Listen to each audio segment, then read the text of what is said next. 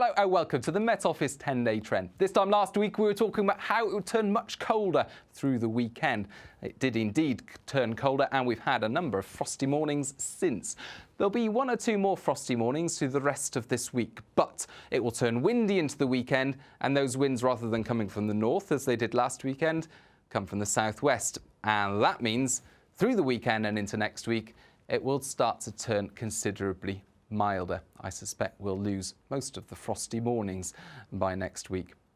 There'll still be a frost in Western Scotland and Northern Ireland first thing on Thursday. Some dense fog patches to begin the day across Northern Ireland. They'll clear away eventually, and the cloud and rain in the east of England clears away. Sunny spells then for many by the afternoon, 12 in the southeast, 8 in the northwest. But overnight it's going to turn cold. Under clear skies, temperatures in towns and cities down below freezing. In the countryside, -3 to perhaps -5 across some sheltered parts of Scotland. However, Friday afternoon's looking wonderful. Sunny spells, crisp autumn day, beautiful weather. It does then turn cloudy though for the end of Friday in the west. Weather fronts approaching, and if we zoom out you can see a deep low in the Atlantic. This contains the remnants of Hurricane Oscar, but by the end of the week, Hurricane Oscar is swept up in the jet stream, and that jet stream carries it towards the UK as no more than a typical deep autumn low, and thankfully the centre of that low doesn't get too close to the British Isles. We will see the winds pick up though through Friday night, gales for northwest Scotland, and the rain will set in Northern Ireland, Western Scotland, northwest England turn wet for the start of the weekend, and some particularly heavy rainfall over the hills of Western Scotland. But the east of Scotland, well, benefiting from some shelter to the west, and temperatures here 17 degrees. Now further south across central and eastern England as well as South Wales, largely staying dry at first with that strong wind, meaning that it's going to start off frosty but end up quite mild into the afternoon.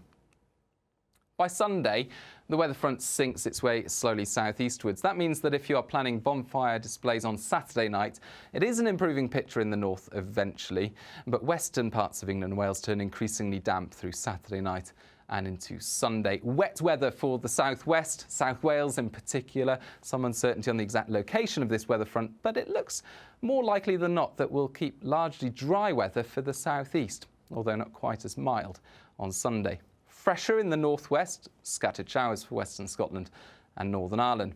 But further rain spreads north through Sunday night, and then the pattern in terms of the weather across the country becomes quite complicated into the start of next week, and there are uncertainties by this stage. Low pressure to the north, but also low pressure to the south, and this elongated front across the UK that peters out for a time on Monday, many places dry, but there's further rain waiting to the Iberian Peninsula to the south, and with the jet stream in a fairly elongated position, it could well direct some of that rain towards the British Isles, could move this low north a little bit more, and that will have big consequences if you are planning bonfire displays on Monday night. So uncertainty about Monday night's detail.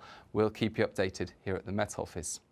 Eventually, though, that all disappears, and then the focus is on this low pressure, which moves into the west of the UK and stays for some time throughout next week. This is a typical weather pattern throughout next week. Low pressure to the west, high pressure to the east, and actually we're drawing up, or continuing to draw up, this very mild air from the southwest. So as the temperatures rise through the weekend, they continue to be above average throughout next week because of the low pressure to the west. But low pressure to the west means that we'll also have some unsettled weather, some bouts of wind and rain, particularly through, say, Wednesday and Friday. It may be that by next Saturday we'll get more influence from this high pressure, but that's a long way off.